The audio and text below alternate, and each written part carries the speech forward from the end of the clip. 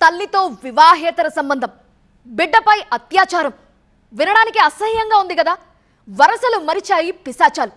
కోరికలు తీర్చుకునేందుకు బరి తెగించిన తీరు సభ్య సమాజాన్ని నివ్వెరపోయేలా చేస్తోంది. ఇంత దారుణం జరిగింది ఏ మారుమూలనో కాదు, మహానగరం అని చెప్పుకునే హైదరాబాద్లో. ఒకరు కాదు, ఇద్దరు నీచ్ కమీనేల వ్యవహారం వెలుగులోకి వచ్చింది. మరి వాళ్ళ పాపం పండిందా లేదా?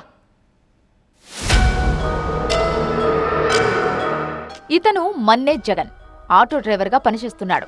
ఉండేది హైదరాబాద్ కర్మాన్ ఘాట్లోని గ్రీన్ పార్క్ కాలనీలో. గొడవల కారణంగా భార్య పుట్టింటికి వెళ్లడంతో ఇంట్లో ఒంటరిగా ఉంటున్నాడు. ఆ సమయంలో నాగలక్ష్మి పరిచయం అయింది. అది కాస్త వివాహితర సంబంధానికి దారితీసింది. ఓ రోజు ఆమె ఫోన్కి ఐ లవ్ యూ అనే మెసేజ్ పెట్టాడు. అది నాగలక్ష్మి కూతురు చూసి నిలదీయడంతో ఎవరికీ చెప్పొద్దని తల్లి వేడుకుంది.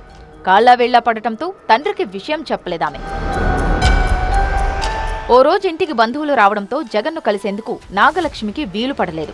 ఆ సమయంలో తన కూతురికి టిఫిన్ బాక్స్ ఇచ్చి జగన్ ఇంటికి పంపించింది. ఇదే అదను కోసం చూసి జగన్ ఆమెపై అత్యాచారాన్ని కూడిగట్టాడు. తల్లి పంపించడం, జగన్ అత్యాచారం చేయడం పరిపాటిగా మారింది. మ్యాటర్ ఎవరికీ చెప్పొద్దని బాలిక కాళ్ల మీద పడి వేడుకున్నాడు జగన్. దీంతో ఏం చెయ్యాలో తెలియక మౌనంగా ఉండిపోయింది ఆ బిడ్డ. కొద్ది రోజుల తర్వాత జగన్తో విభేదాలు రావడంతో ఎవరికీ చెప్పా పెట్టకుండా ఇంట్లోంచి వెళ్లిపోయింది నాగలక్ష్మి. కంగారు పడ్డ భర్త అయిన వాళ్ళందరి దగ్గర ఆరా తీశాడు. ఎంత వెతికినా ఫలితం లేకుండా పోయింది. అప్పుడు తండ్రి దగ్గర నోరు విప్పింది బాలిక.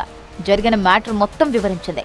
నాగలక్ష్మి నిర్వాకం తెలుసుకొని భర్త షాక్ అయ్యాడు. ఆ షాక్ నుంచి తేరుకొని పోలీసులకు ఫిర్యాదు చేశాడు. బాలికను భరోసా సెంటర్కి తీసుకెళ్లిన పోలీసులు ఆమె నుంచి స్టేట్మెంట్ తీసుకున్నారు. ఆ తర్వాత హాస్పిటల్కు తరలించారు. తిరిగి ఇంటికొచ్చిన బాలిక పక్కన ఉండే బాలరాజు ఇంటికి టీవీ చూసేందుకు వెళ్లేది. కానీ బాలరాజు నైజాన్ని పసిగట్టలేకపోయింది.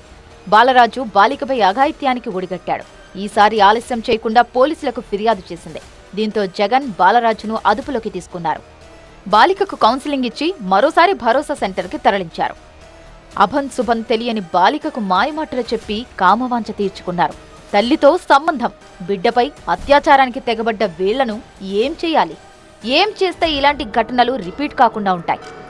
ఎన్ని చట్టాలొచ్చినా ఆడబిడ్డకు భద్రత కరువవడం ఆందోళన కలిగిస్తోంది.